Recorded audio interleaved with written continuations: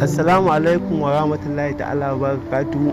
Yan uwa da abokan arziki, muna taya ku farin ciki da wannan watan da Allah ya kawo mu mai albarka. Lokaci ya zo wanda za mu fara haska muku series ɗinmu wanda yake da matasa a ciki kuma da yara, na matasa, yara da manya. Duk wanda muka ba wannan fab ɗin muna da burin mu mai sikirinin saboda mu gane mai muhimmancinsa, mu gane menene amfaninsa. Muna son mu dinga ba ku nishaɗi a kowane lokaci. Fom ne muka fara sai da shi ga wanda yake da bukata. Kun gan shi dai, kun ga kalarsa. In kana da bukata za mu siyan ma da fom. Ga shi dai inda yake. Muna farin ciki alhamdulillah da Allah ya ba mu rai da lafiya muke kawo muku nishaɗi a kowane lokaci. Ga mai bukatar wanda zai same mu a tsakiyar unguwar Dabai.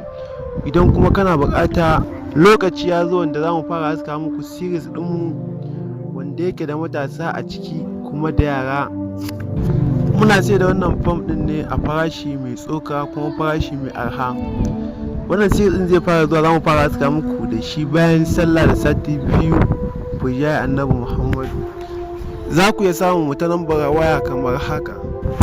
Muna farin ciki alhamdulillah da Allah ya ba mu rai da lafiya muke kawo muku nishaɗi a kowane lokaci. Ga mai bukatar wanda zai same mu a tsakiyar unguwar Dabai. Idan kuma kana bukata za ka iya samun mu ta online ko ta namba kamar haka.